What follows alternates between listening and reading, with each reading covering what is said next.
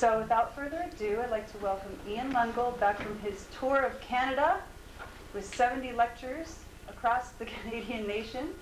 And he's back in Sedona for his second evening presentation here. And he's got some brilliant information to share with you. So I hope you brought paper, or at least a recording device, or your ears. So lend him your ears, and let's give him a warm welcome.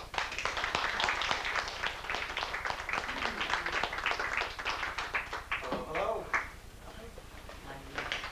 Hi, guys. Hello. The first thing I want to find out is how many people have already seen one of my presentations. Okay, about half the room. How many people have studied something about the Mayan calendar already? There is half. Okay. So what we're going to be doing tonight is I've been doing the same talk, you see, the same basic information of discoveries for the last 3.5 years. Tonight is a time to change that. I'm going to go into talking about not so much of history, but what is currently going on right now and what is going to be coming in the future, according to the Mayan calendar.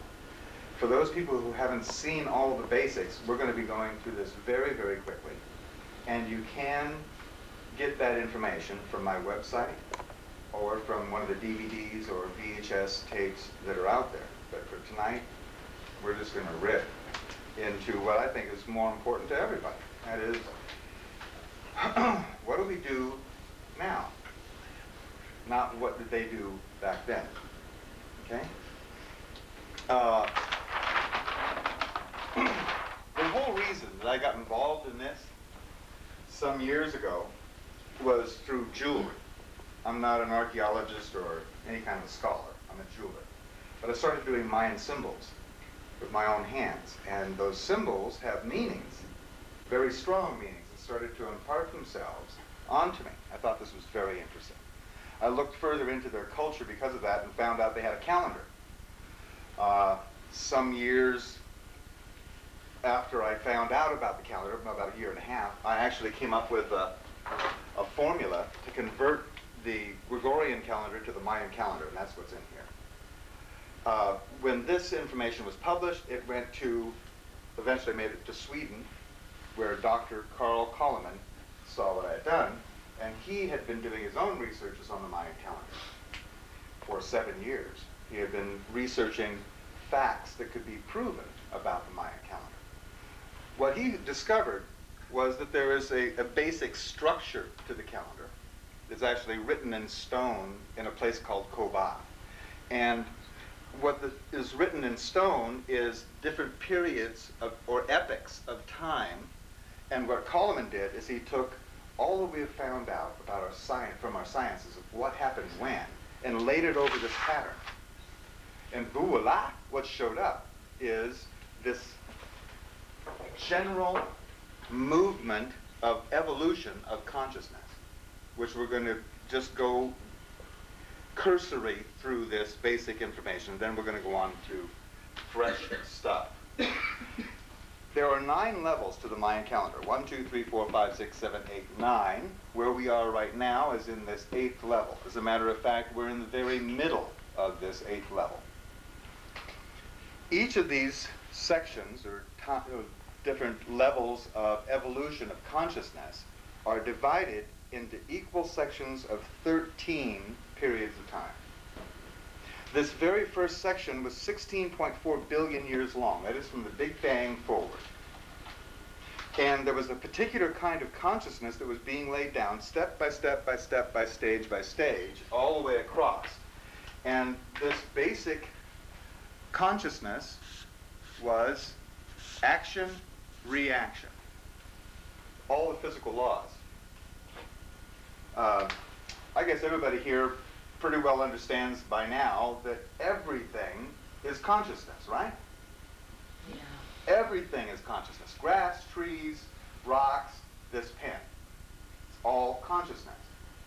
And this pen, as a matter of fact, is a very smart pen. It knows exactly what to do. It has a consciousness which registers what to do. Watch. It followed those laws. That's the level of the pen's consciousness. Action, reaction. I mean, we all know that things are conscious. We've proven it to ourselves.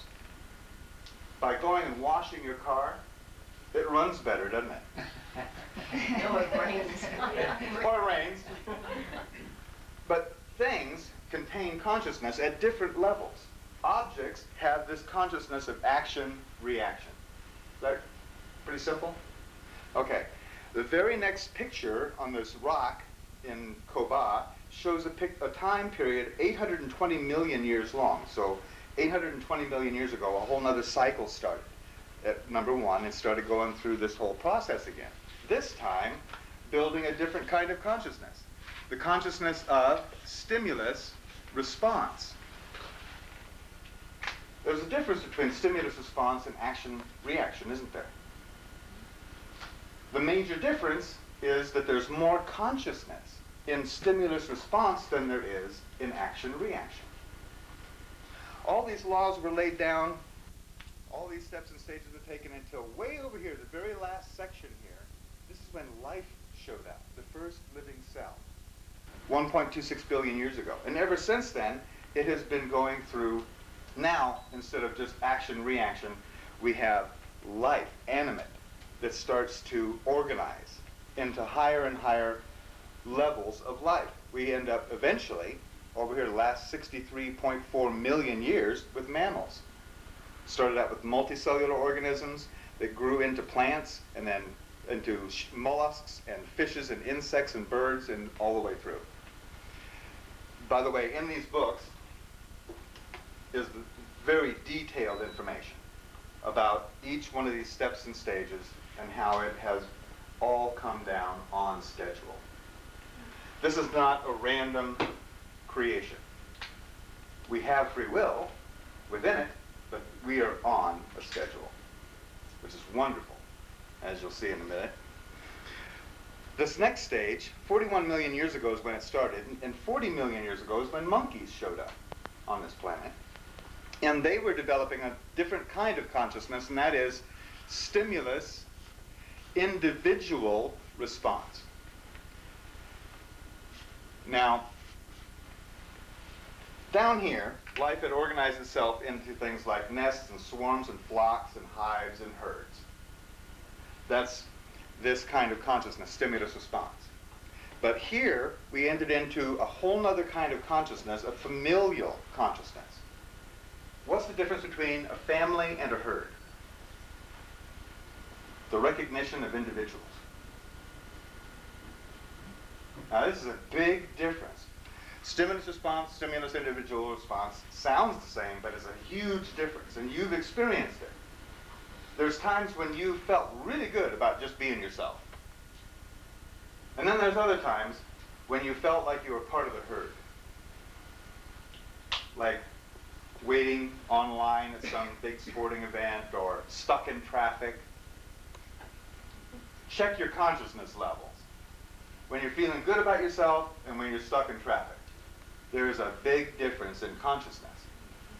And that whole thing, this whole level, 41 million years of it, helped us to develop better ways to interrelate or intercommunicate. We move up to the tribal cycle, which started 2 million years ago. 2 million years ago was when the first Australopithecus showed up, the first tailless ape, which is called Lucy.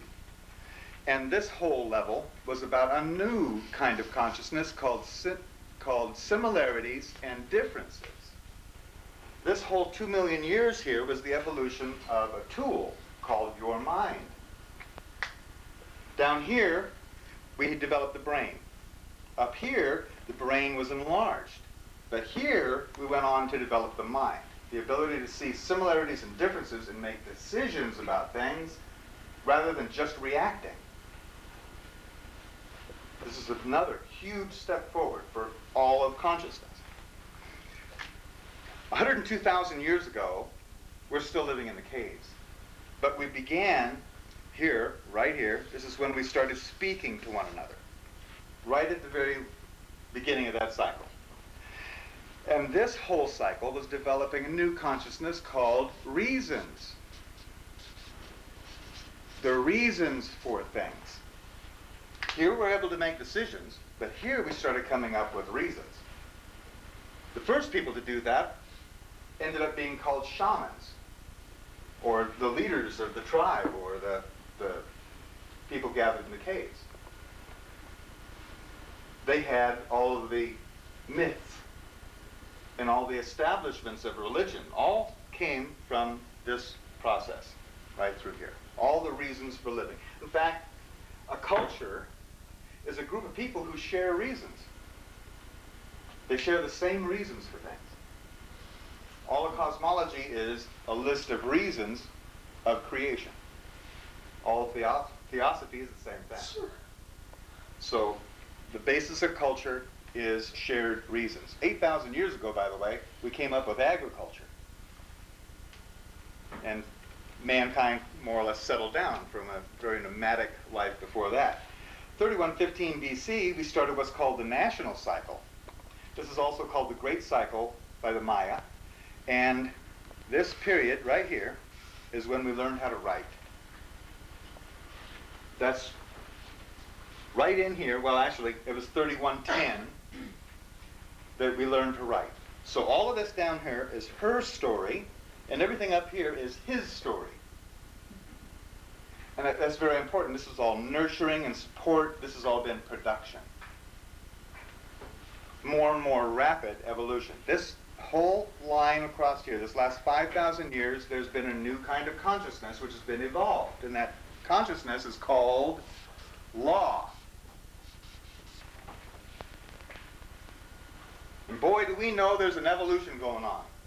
Because the consciousness of law has certainly gone past reason, hasn't it? It really has. Just one little simple example. There are 16 million laws on the books. And you are personally responsible for knowing every single one of them.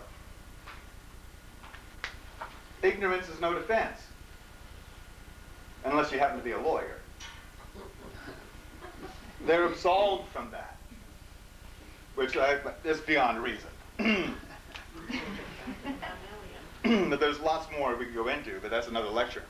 Planetary consciousness started 1755 AD, which happens to be the beginning of the Industrial Revolution. And this whole cycle was all about the production and the consolidation of power. Power. For the last 200 some odd years, all of consciousness throughout our whole galaxy has been aimed at power. Have you noticed that there's a lot of power in few hands? Have you been upset about that? I have. I have been since the 70s, or 60s, 67, 68, right in there. I've been personally very upset that most of the power sat in very few people's hands and the rest of us are just sucking it. Until I came across this information and I went, oh my goodness. This is not my fault, it's not their fault. All of creation is doing this. The WTO is just you know what the WTO is, the World Trade Organization, is only a further manifestation of consciousness to consolidate power, to bring it into focus. And we've been doing that. Now, the people who are up there in the charge of all this, they don't know they're working on behalf of consciousness. They think they want a bigger bank account. But in fact, they are. And when you go through the details of this, through all of our history here, all the horrible things that people have done to one another and back and forth, it all turns out that they were doing things specifically on schedule. Genghis Khan, for instance, his whole adventure was to open the consciousness of East to the West. He put it together. All of that action was just to bring that about. And specifically, right on schedule. galactic consciousness, we started January 5th, 1999. This is the most recent beginning. And this consciousness cycle is all about developing and dispensing the consciousness of ethics. Now, ethics and morals are two different things, so I want to make sure we got that straight. Ethics comes from inside your heart and shine out into the world. It's your own innate ability or consciousness of what's right and wrong. Morals, on the other hand, morals are reasons. There's a moral for why you tell the story, right? That's the reason you told the story. Morals are the rules or regulations that are handed down through cultures on what's appropriate, what's inappropriate in that culture. Completely different than ethics. Morals come from outside and are laid on you, like a blanket. Ethics shines from inside you out in the world. A good example of that, or a bad example of that, is that America is totally morally justified to be over in Iraq, doing everything that they're doing. They are morally justified. But they don't have an ethical stick to stand on. There's a big difference between the two. What this whole consciousness cycle is ethics. That coming forward in each person. Ethics and integrity are the issue of the day, aren't they? I don't mean just in corporations and in nations and in religions, but even in your own lives. I mean, your own relationships. It's coming down to integrity and ethics. That's because consciousness, because everything is moving in that direction. We see what looks like a whole lot of trouble in the world, don't we? Don't we? Yeah. Okay, I mean, I know you don't want to look any more than I do at what's going on out there. It looks ugly. But specifically what's going on is a wrestling match between the consciousness of ethics and the consciousness of power. In each one of these levels, the new consciousness coming in has dominated the old consciousness on the fourth day. During and just after the fourth day of every one of these cycles, the new consciousness dominates the old. Where we are right now is right here in the fourth day. We're right at that pivot point. It looks like this. Here is all of the consciousness up to power, sitting right there. And here comes the consciousness of ethics. And it comes like this. And it looms over power, and it gets to the middle point, and it goes, bud, like that. And we have the historical record that it happened again and again and again every time on the fourth day. Here we are again. The last time we were in the fourth day was 1873 to 1893. And that's when power overcame law. It happened actually in a court decision that corporations were granted all of the rights of individuals. And at the same time, all of you wonderful natural-born individuals were assigned corporate status. That's your name in all capital letters. Oh, you guys are starting to learn a lot more about that, I know. Power overcame law. Corporate rule overcame government by the people for the people. Not just in this country, but everywhere. Notice, you can't have ethics unless you have some power first. If you're running for your life, ethics is one of the last considerations you're going to have. But when you can at least hold your own ground, then you can start establishing your personal integrity and presenting ethics. Consciousness had to provide the power first. before the finer tuning or steering could come into effect, the ethics. And that's what we're in right now. Now there is another cycle, the last cycle of this Mayan calendar. It's called the Universal Consciousness Cycle. It begins February 10th, 2011. And this whole consciousness cycle is conscious co-creation. Conscious co-creation. That's what this evolution has been all about. Is us rejoining creation as knowing creators. We've had a lapse of our memory for whatever reason or whatever. I think it's been all part of a very elaborate and entertaining game. Myself, one that's taken quite a few million years, if not a billion years, to work our way up and out of the whole problem. This conscious co-creation is why we're here. I mean, it's obvious that we're co-creating this experience, isn't it? I mean, if you weren't here, ma'am, this event wouldn't be happening. It'd be different. So we are co-creating this experience. If I wasn't here, this wouldn't be happening at all. So we're co-creating, and we've been doing that with everyone in every situation all of our lives. Just not as consciously as we wished. I have a question. Sure. If we're in day 4 Mm-hmm. of ethics, how long of a time span is Okay. that? Good. Over here on this side, the blue numbers, what that describes is how long one of these days or nights are. There's 7 days to each of these levels of creation and 6 nights.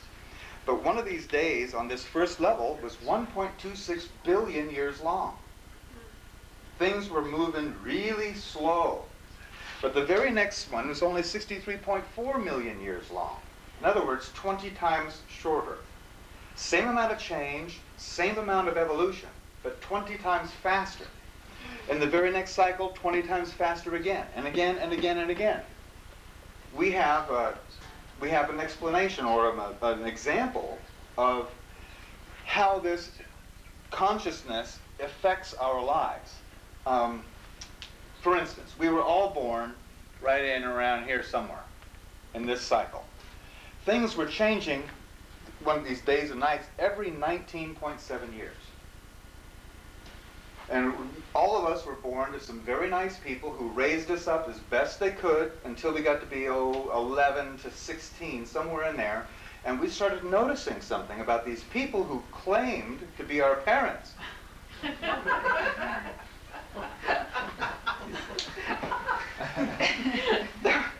There was something, I mean, no matter how politely you went about this or not, there was something obviously missing in these folks. Our true relationship became apparent. Oh, yeah, very apparent. Although how we could have evolved from that was a mystery. These guys, your parents, it became kind of obvious that they were slow. Not quite able to pick up information as quickly as you could and apply it to positive solutions. Well, that difference was called the generation gap. And the generation gap was 20 years long by study. So what we have here is the difference between your viewpoint and your parents' viewpoint is the difference between this and that. No matter how long it took to change, that's how much change there was in consciousness. Now, the same amount of change that was happening every 20 years is happening every 360 days. Ooh. I mean, does it look to you like time is speeding up? Okay, now we know for sure it's not. Creation is speeding up. There's more happening in less time. And that's been the pattern for 16 billion years now. More and more and more is happening in every moment than ever was available before in any civilization, anywhere, everywhere. When more is possible to happen in every moment, there's more possible outcomes, which opens the door to things called miracles. Things that weren't possible to happen that quickly are now possible, like cell phones, for instance.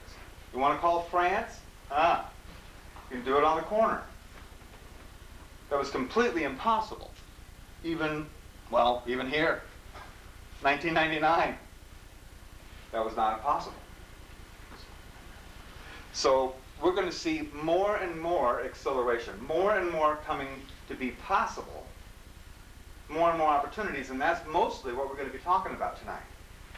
That and this ethics and integrity. We have certain tools in our possession. You don't have to buy anything, you don't have to study anything, you don't have to meditate, you don't have to do nothing except just participate consciously in more possibility. That's all we need to do. So, this, I could run through this just a little bit, but I think I'm not going to do that tonight. The developments that happened. The fifth day and the fifth night are big events in each one of these cycles. We're coming up on another fifth day right out here. Maybe we'll talk about it toward the end. I was going to say, could you just pick a couple that were the most prominent? I'll pick some that are no, why not? Here we go. During the fifth day is when things really get going in any one of these cycles. The first one was the development of our solar system. The second one was when life moved out of the water, it developed down in the water, onto land during the fifth day. During this period of time, color vision occurred. During this time, man discovered fire during that fifth day. In this fifth day, art. In this fifth day, this is when Jesus' message was going out all over the planet. Then here, in the last fifth day, was when we got, this was 1913 to 1932, and this is E equals MC squared, and also Mr. Hubble discovered that we lived in an infinite universe. So we got the blueprint of our reality with the theory of relativity, and we got the idea that we live in an infinite universe where everything is possible. Big opening for consciousness. Now during the nights, remember there's all kinds of stuff going on, but what happened here was 250 million years of meteor bombardment on the planet. All the leftover junk from the solar system slamming into the planets and moons. The moon still has all the scars. Here in the fifth night, 97% of all life was wiped out in the Perm-Jurassic extinction period. Here we don't know exactly what happened. Don't have enough data yet. But here, 680,000 years ago, we had the Ice Age. Good thing we had fire, huh? Maybe. Fire and ice. I'm telling you, especially when you get into the detail of this, you're going to see very, very plainly that consciousness has been provided exactly the tools that is needed to go to the next step. So all the kind of worrying and fretting about what might happen really shouldn't be going on. We have the proof that consciousness has a plan. And we're all part of it. Then the next, this right here, we went in from art. 32,000 years ago, Neanderthal went extinct during that fifth night. They just couldn't keep pace. In fact, basically art is imagination. These guys didn't have any. Here was Christ's message, very upsetting, so upsetting that 415 years later, Rome fell. And it didn't fall because the swords went dull, or the spears drooped. It went down because consciousness changed. It's happening again. We're watching it happen again. Consciousness changing, right over the top of a government. So here in the ethics period, in the fifth day, what we should be seeing is the neighbors. We should be meeting our galactic neighbors in and about that. Plus all kinds of wonderful technologies. 1873 to 1893, by the way, which was the fourth day of this cycle, was when Nikolai Tesla developed free energy. That's when he was doing all his work. Power squashed his researches. But here we are, full circle, back again.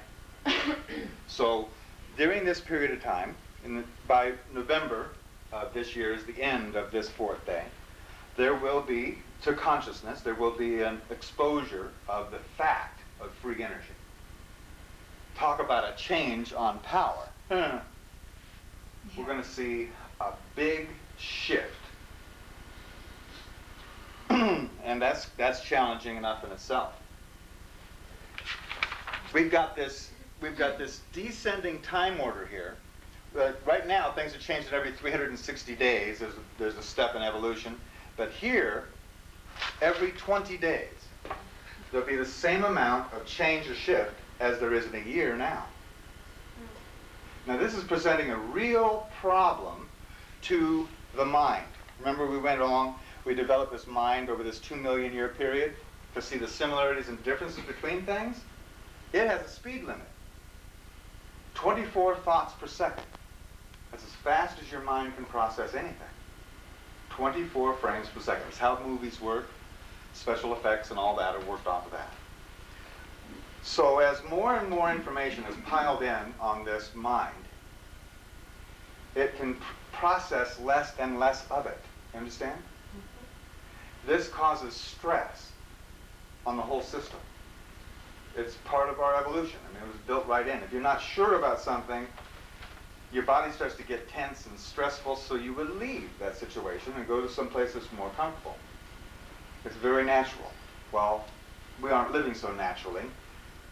We've kind of got to where we started to adapt to stress and having big physical problems and mental lapses, and even now there's things like, well, there's the fight and flight syndrome, which is road rage and desk rage and spousal abuse and Columbine High School and terrorism is all the fight or flight syndrome. And then the mind has another plan too. If that doesn't happen or handle it, then the mind just goes unconscious or pretends not to see. And that is what we see a lot around us, don't we? People into all sorts of distractions to keep them unconscious of what's actually going on in their lives. So the mind is having a problem. And as long as mankind is associated with his mind or believing what his mind tells him, then he's going to have some problems. On the other hand, there's a whole other system that we came here with, that you're born with. It's called your intuition.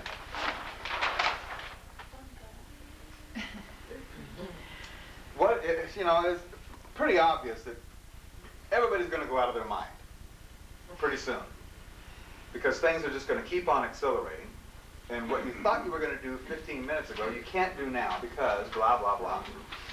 The mind's just going to go, boom. Your intuition doesn't have any speed limit. It doesn't have any speed. Your intuition is your own connection to your inner knowing, your own personal knowing, which is part of all that can be known. It's sort of like this. We have, here's you, or your consciousness. Let's not even count your body right now. Let's just say, here's your consciousness, right here. Your consciousness is sort of like this. It's oriented. Your consciousness is always oriented by time and place. Time and place. As a matter of fact, it's happening right now. Some time ago, you heard about this talk. You decided to come to this time and place. And you made all the decisions and all the actions to make that happen. Congratulations and welcome. Here we are, in this moment of time and place. Now, this we call 3D. But 3D is an emanation from up here. We're going to call this fifth dimensional up here, 5D. This little star over here is all potential. It's everything that could possibly happen. Infinity, all that. And from that point, we can call it a point, is this flow, like this. It's this flow of event. And what we do is we receive this fifth dimensional flow comes out, or the fifth dimensional potential comes out through the fourth dimension into the third. Got it? Like step down. It just comes out of all what could happen through time. It comes into manifestation at this time and place. Have you ever noticed that your intuition is pretty much always right? Have you? Oh, yeah. Have you noticed it's more right than your mind? Remember your second grade teacher, third grade teachers told you when taking a test, always use your first answer? Because the second one's going to be wrong. That second answer came from your mind, people. The first answer came from your intuition. So your intuition is right a whole lot of the time. Why would that be? It's just possible that when you're in your intuition, when you are centered in this time and place, and you're in your doesn't it feel like you're on a track, or just like you're in the zone? In fact, there's a name for that. It's like athletes call it the zone. When you're in that zone, it just feels natural and like you just know the right thing to do. You're centered. When you're there, it's just possible that that's the staging for actually creating your future. Well, it would handily explain why your intuition was so right, wouldn't it? If you're creating your next moment, and we're going to look at how that might just be the fact. We see these in consecutive moments, but it's actually all a flow, or happening at the same time. This is creation's flow right here.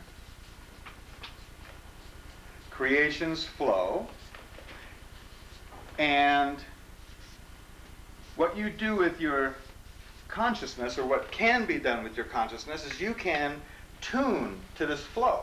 Have you ever heard of the word entrainment? Entrainment, it's a scientific term for something that scientists can't really explain. It's how mechanical things, and certainly life organisms, go into syncopation together. You put two machines right next to each other, and they will start to operate similarly. Two cuckoo clocks on the wall, or a whole line of them. You can get them all ticking and talking at different times, and in a week, they'll all be ticking and talking at the same time. That's called entrainment, things getting into alignment. It's a very natural phenomenon. Well, this Mayan calendar was never a calendar. Never. It was always a meter. A meter of what? Creation. This, day by day by day, has been keeping track of the flow, the rate, and the intent of creation. Now, as a simple law, I think it's the one law in the universe. There's one law, and everything else comes from that. What you pay attention to, you become conscious of. You can't break that rule. Once you paid attention to something, now you're conscious of it. Don't think of a pink elephant, that kind of thing. So the whole purpose of this Mayan calendar for the whole Mayan civilization and us today is to, if you're paying attention day by day to the flow of creation, then what do you become conscious of? The flow of creation.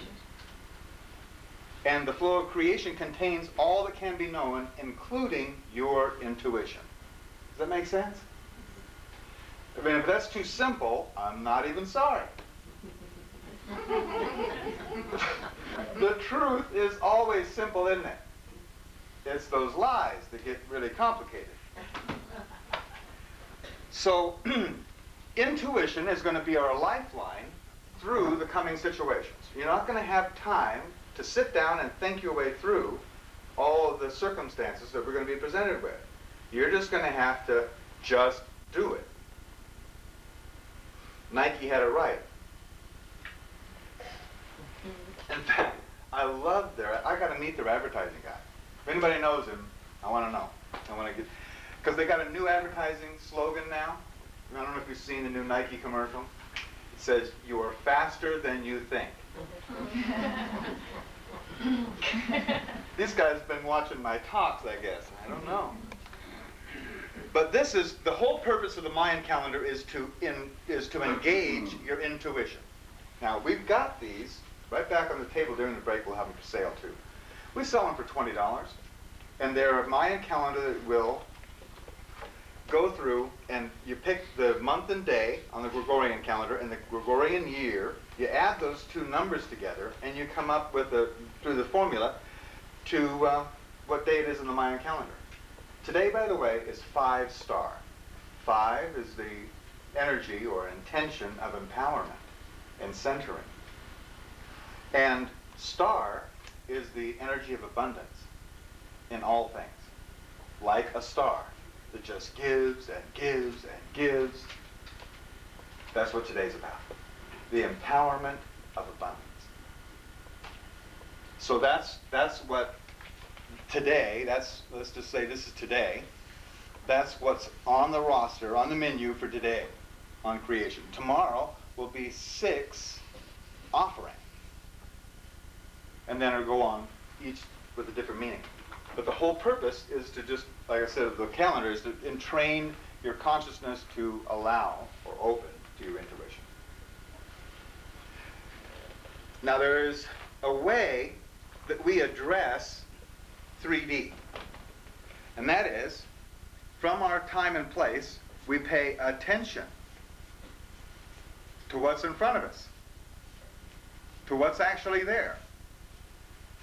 Your mind has a hard time doing this, because your mind doesn't even exist in the present. It only exists either in the past or the future. You notice that? When you're really into exactly what you're doing, you're not thinking about nothing, are you? You're just doing it.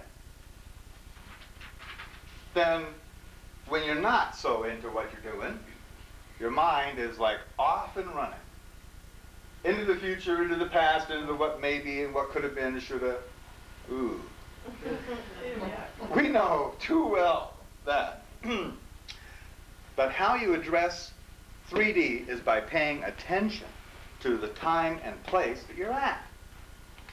Then, we develop an intent, an intention. An intention is a focus of your attention. An intention. What is it that you desire in the next moment?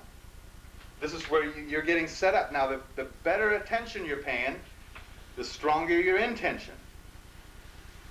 Have you ever tried to play Frisbee with somebody who didn't want to play? You know, they were not paying attention to what you wanted to do, were they? So you throw them the Frisbee, and they get it, and they, oh, well, okay. Go pick it up, and then they just flip it. Well, they didn't have a very strong intention because they didn't really want to pay attention to what was going on right then. It's the same with paying your bills and all kinds of other things. Then, once you got the intention, then we have this one right here, which is really important. Integrity. integrity. We address the physical universe with our own personal integrity. You say you're going to do something, you do it, don't you? That's your integrity. You paid attention, you got an intention, now it's time to use your integrity to bring it about. Without integrity, it doesn't happen. Then we have this down here. Intuition. Your intuition. Knowing the right thing to do at the right time.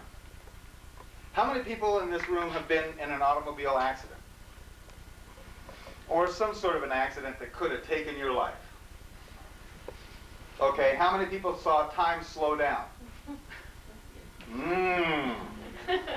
Were you paying attention during those moments? You were doing nothing but paying attention, right? Did you have an intention? Oh, yeah. We're going to make it through this one with all of our parts. Did you have integrity? I don't see any missing parts.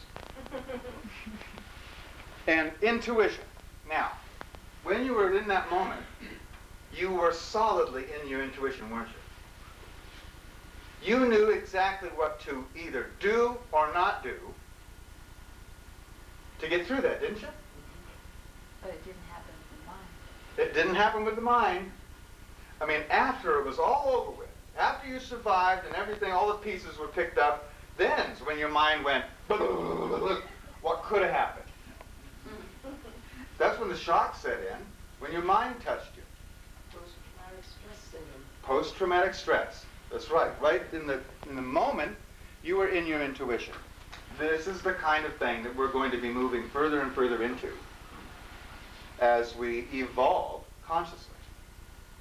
Because events are going to be happening more and more like that automobile accident. Just all of a sudden, out of nowhere, everything happening quick. And it's going to be your own trust of you knowing what to do that'll get you through it. You stop to think about it, I'm sorry.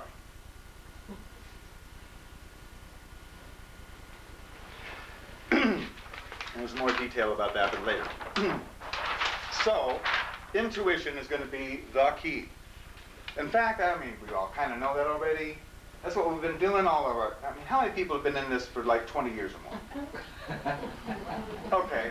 I mean, I bet everybody in here has read a stack of books at least this high, right? And what were they all about? Every bit of it was about your intuition, wasn't it? This way or that way to get your intuition in gear and keep it there. Well, now it's not just a study or just a practice. Now it's going to have to be applied.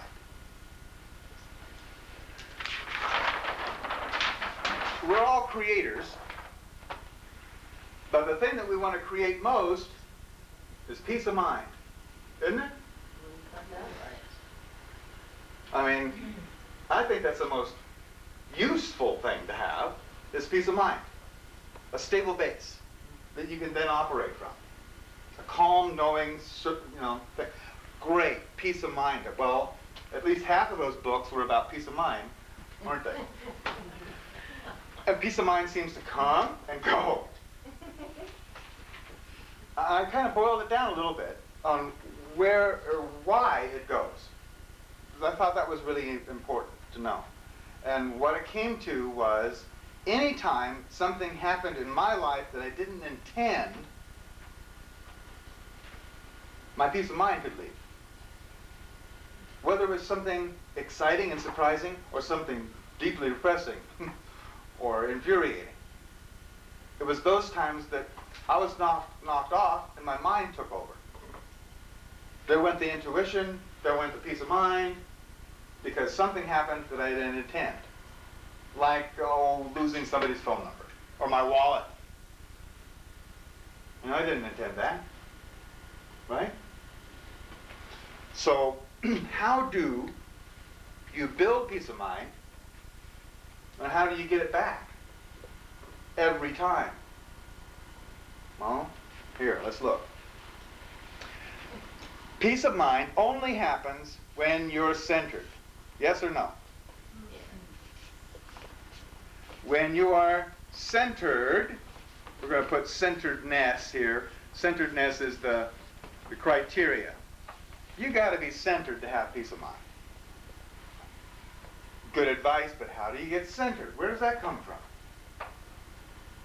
Centeredness comes from certainty. When you're certain about stuff, then you're centered. Has anybody taken dance lessons? Two-step or tango or any of cha-cha, any of that? Okay. When you first started taking those lessons, did you have peace of mind? Hell. No. Were you centered? No. Not unless it was my right foot over my left.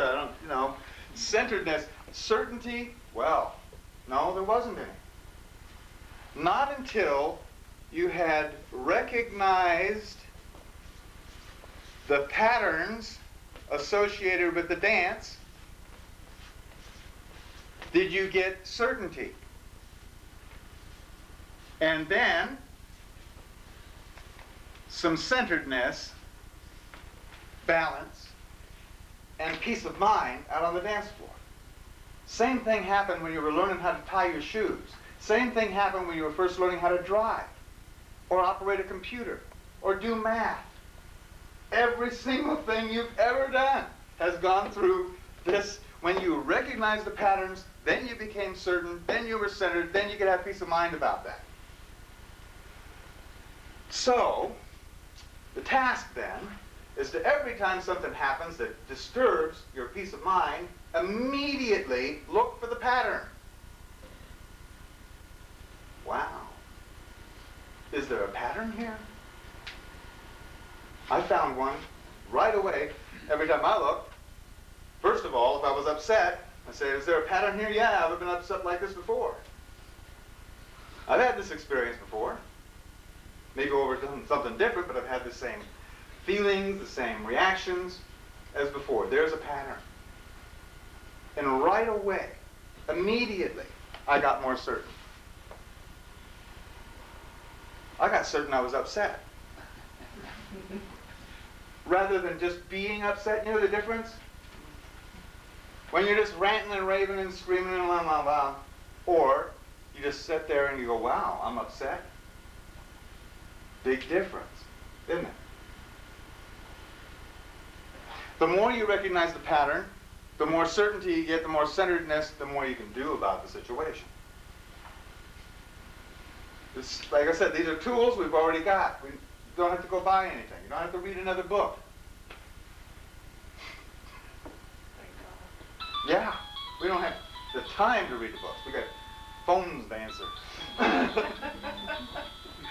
Does that make sense to you guys? Yeah. Okay. Now, what's going on in our civilization is that once you recognize the pattern, that's all great. Then we do this. We repeat the pattern. Repeating the pattern is kind of comfortable, you know?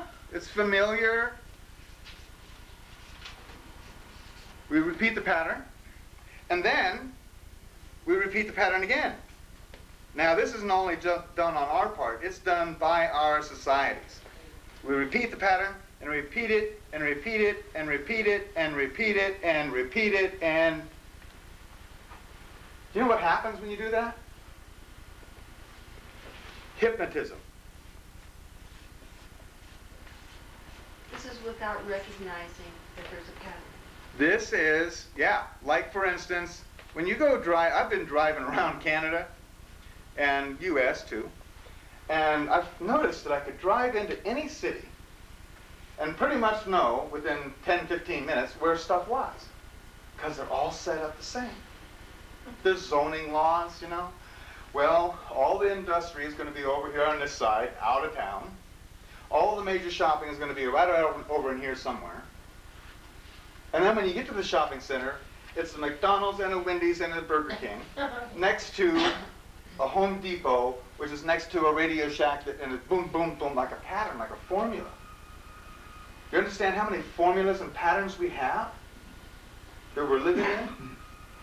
It's pattern, pattern, pattern, pattern, repeated, repeated, repeated. From when you first started going to school, even before that, with television. Repeated, repeated, repeated, repeated.